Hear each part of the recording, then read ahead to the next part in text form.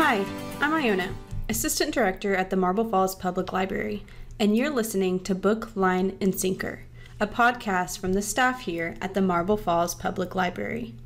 This podcast is all about reading, books, movies, and other topics related to the public library.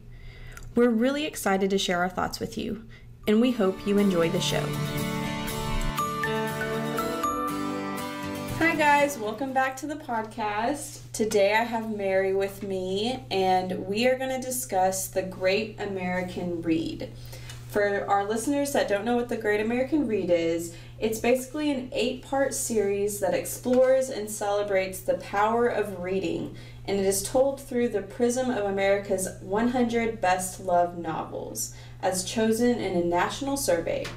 It investigates how and why writers create their fictional worlds, how we as readers are affected by these stories, and what these 100 different books have to say about our diverse nation and our shared human experience. I pulled that directly from the PBS website, so I'm just quoting what they are trying to get out of this Great American Reads.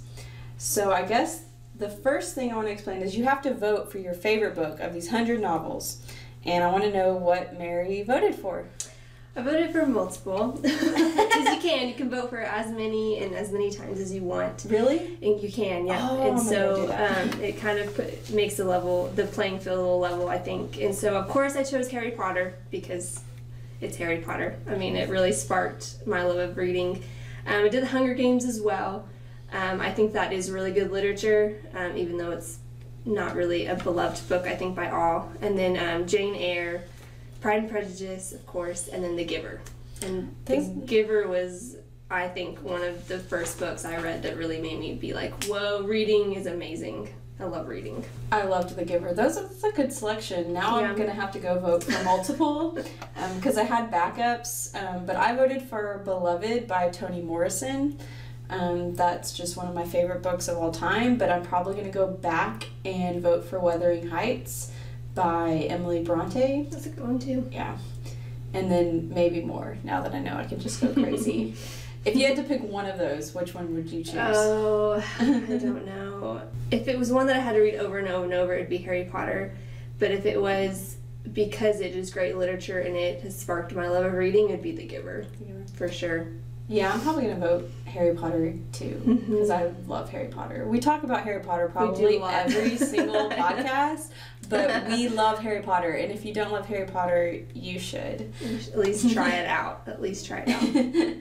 So, part of this, I guess, what they want to get out of it is understand how these novels have impacted you. So you want to kind of discuss how these novels impacted you throughout? Yeah, so a little bit what I said before, Harry Potter and the Hunger Games, I think, really at least got me to where I was obsessed with reading. They really showed me that there is literature out there that just makes you want more and more and more. The Giver was one that I read in 6th grade, and it was what really opened my eyes to reading and why people love reading. It really just showed me how amazing books can be. And then Jane Eyre and Pride and Prejudice are kind of my smart reads, I call them. They really taught me how to talk more sophisticated, how our words and our grammar can really show our intelligence. And so I just like to read those books a little, not every year, but I try to read them as much as I can just because the words in there are just, they're brilliant. And I think because it's 2 women, they really... I feel like they started great literature in a way, for women at least. Yeah, I said what I find so fascinating about the list of novels, and you can find them on the PBS website if you don't know what they are, but there's just a really good blend of popular fiction and like what I would consider academic literature or just literature that we read in school, and just the classics. That really intrigues me because I love both. I don't have a problem with either or, and some people like one, some people like the other. It just depends, and we all get to vote and kind of see who wins. I'm excited to see the winner because I have no idea what it's going to be. I have a feeling it might be Harry Potter, but I don't know. I don't know either. There are so many novels on there. So many. And I was actually surprised. So you can take this quiz to see how many novels you've read, and I read 61 of them, which I thought I would have read more. That's amazing. Oh, did I? That's amazing. I only read 18, and I was very disappointed in myself. Because I expect better of myself, at least as a librarian. I feel like I should have been more. 60? Dang, girl. I thought that was low for a librarian. There were so many novels, I was like, I had no clue, or I just hadn't, I've seen them, but I've never touched them. But I mean, I haven't read like The Count of Monte Cristo. It's huge. Sorry, it's the morning. It's huge. But I've read a bunch of stuff, and I think 61 is kind of high, but it's low for me. I don't think I'm going to end up going back and trying to read to the 100, though. Well, you're a very diverse reader, too. You read you go through all the genres, while I kind of stick to more of the young adult junior fiction, which is kind of my downfall, and that's probably why I've only read 18, because though there are junior fiction and YA on here, of course I feel like most are classics or beloved adult fiction. And so if it at least shows me that I need to broaden my horizons a little more. But for the Great American Read, I would say about 15% of the novels on the list were YA, and that's kind of interesting. I think that's great. I think that's... So that definitely means that people are reading it and loved it, just like we talked about a few weeks ago. So before it was kind of brought to the library's attention, I don't have cable, so I didn't know that the Great American Read was going on. But apparently it's just really popular, and I kind of want to know your thoughts on why it's become so popular. I think it's just because we are very much, it's a sense of community, and we love, I think we love competition, and we love seeing kind of the result of things. We like to see people voting, and then it's just suspenseful, and we're waiting to see who wins. And I also think social media made a huge impact on it too, because you can use Twitter and Facebook and Instagram and all the different platforms to vote. And then I think it promotes, well, they have celebrities that have been promoting these books, which I think really helps, because we tend to really idolize our celebrities in this country. And so I think that them promoting these books helped a lot. And then PBS is very beloved by at least our patrons, and I'm assuming America as well. I think that they have very good educational, but then also just fun shows, and so I think people pay attention to PBS and what they're doing. I say, and PBS partnering with BBC, I think, has just really helped them. Yes, for sure. Because BBC is essentially the PBS, just in a different country. For sure. And that's just really grown their popularity. Because I watch PBS shows, just not actually on PBS, usually through streaming. Yep, me too. But I wrote down that, the competition, it's fun. It is something that our country is doing as a whole. It's unifying, it's nonpartisan. These books are the great literature that everyone reads, and not just one group of people. Yep. I think everybody can take part. They've at least read one book, I feel like, on this list. I think most people have. And because there's just such a diversity of not just the people writing the book, but the style of writing, the style of books, the genres they're in. And I think that people crave a unifying force in this country. Definitely. And so it's become it's a good, fun competition, good program. And then it brought libraries in, and so libraries are just becoming more and more involved with it as they promote these titles and promote the program. Definitely. So there are a lot of great books on the list. Is there a book that you was surprised that was on the list or wasn't on the list? Well, I was very surprised that 50 Shades of Grey was on the list. I haven't read it personally, and no offense to anybody that's read it and loves it, but I just don't see it as great literature. But, I mean, that's my opinion. That's my opinion. I haven't read it, so I don't know. But I'm very surprised. I'm also very surprised that there's a lot of junior fiction on here. I don't know how they surveyed people. I don't know who they really talked to, but I'm just very surprised. But I think it's great. I think that means that either kids are reading or adults are reading junior fiction, which makes me even happier, because that means that it's not just for kids, that they're all around good books. Yeah, and that's what's also intrigues me about that is it means that if an adult read this as a child, that it stuck with them so much that it's still their favorite Which is novel. amazing. Like Harry Potter, I'm young enough to where I was about Harry Potter's age, so I grew up as Harry grew up. Yep. And when the books came out, I remember being at Barnes & Noble's at like midnight. Like it was a big release, and it was crazy. And it still stuck with me years later. And I was actually surprised that A Wrinkle in Time wasn't on the list. You're right. Because I read that in, 5th grade, I think. And I loved it. And now that the movie's been released recently, it's very popular in our library. I just was kind of surprised that wasn't on the list. With so much junior fiction being included.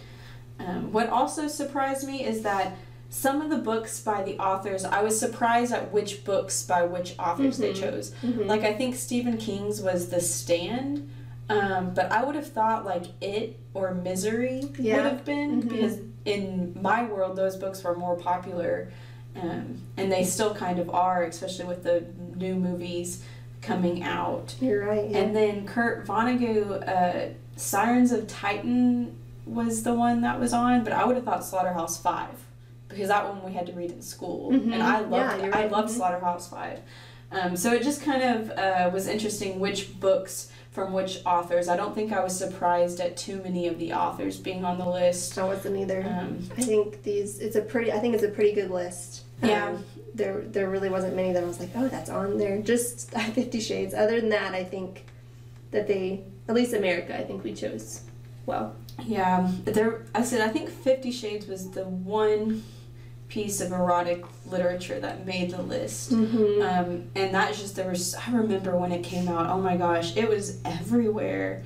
People were kind of crazy about it, so I can see it being like really popular in America, but it's just kind of funny to see that next to like my book Beloved, and I like know, about an Anne of Green Gables. Yeah, an Anne of Green Gables. It's just it's very surprising. Well, there's just so much controversy over it, so I just kind of always assume that maybe we kind of just don't talk about it. Yeah. What's funny is I think 50 Shades of Grey definitely made erotic literature in that kind of style of romance more acceptable, because I think people would always read it. I once studied erotic literature over like centuries, and I mean in the 17th century there were women writing this, and it was like passed around, and it kind of wasn't really talked about, but it was there and people were reading it.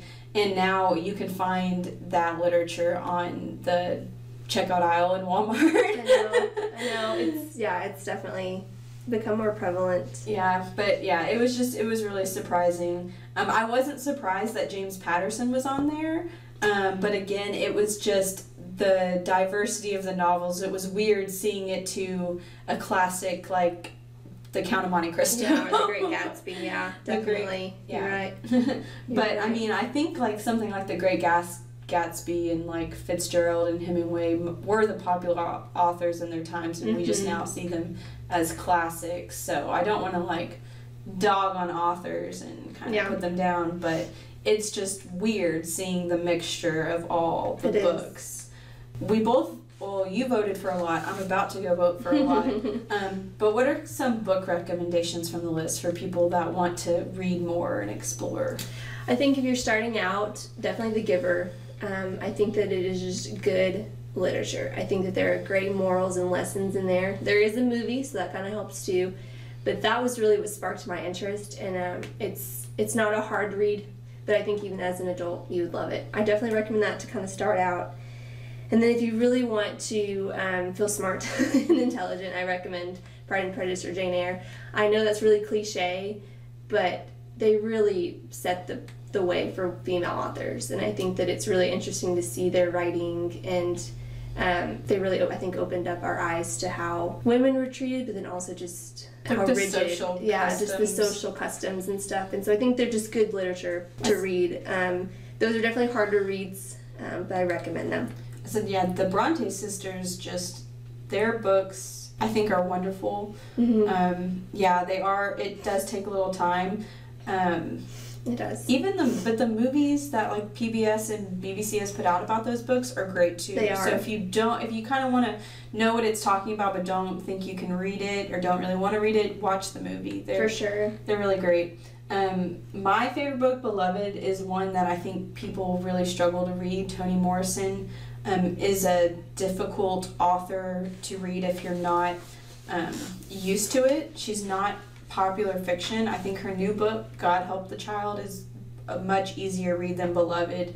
But if you kind of want to explore the same things of just the impact of slavery, family, community, man, and womanhood, all those themes are in Beloved, but I think The Color Purple by Alice Walker is a great place to start. Mm-hmm. It's easy to read. It's written in the form of letters, and I think that book really impacted me as well, and I would recommend it for anyone. Another book that I would recommend on there is Memoirs of a Geisha. Mm-hmm. I absolutely loved that book. Yeah. By Arthur Golden, and I would recommend that along with, there's a book that I was surprised made the list. I didn't think that many people had read it, but it's called The Confederacy of Dunces, and I think people will laugh. It's a little bit difficult, but not too difficult, because I read it in high school. My teacher recommended it to me, but it is hilarious. And if you liked the movie Idiocracy, I don't know if you've seen that movie. I haven't. Well, if you like that movie, you'll like The Confederacy of Dunces. It's just a great commentary on how kind of stupid we can be. Interesting. And then another favorite was Jurassic Park. I love Jurassic Park. Classic. Yeah. Well, and they have I think it's an hour and a half, but it's the opening of the Great American Read, and it's on their website. You can stream it, and it goes through every book, and it gives a little bio of it, and it gives some fun facts about the authors, and so I recommend watching that. It is a commitment. It's an hour and a half, but I think it's really cool that it goes through all 100, and it gives tidbits that I didn't even know, which I think would be really cool for at least viewers if they're just not sure what this is and they don't know where to start. I recommend at least watching that first and kind of getting a good idea of what this is and why we're doing it. I actually did not watch that, so I want to go back and watch that now. It's cool. It's very interesting. 'Cause, And in it, George R.R. Martin, who wrote Game of Thrones, he did a cool quote. I really liked it. He said, "Certain books you need to read at the right time in your life." That really impacted me because it's so true. Like, there are certain books that I've read at a certain time, like The Giver, and it became my absolute favorite book because I think at that time that's what I needed to read. While I may have tried other books at that time, and they just didn't do it for me. Yeah. And so I think that really, I just love that quote. I think he really hit the nail on the head on that one. I love George R.R. Martin.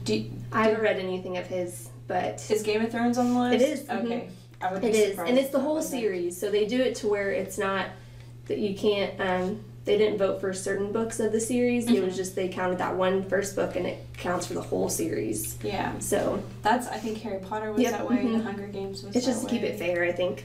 Yeah, because Some of them have so many books. Yeah, and you can't like just pick one Harry Potter book like over the no. other. I mean, The whole thing. I can, but not really. Yeah.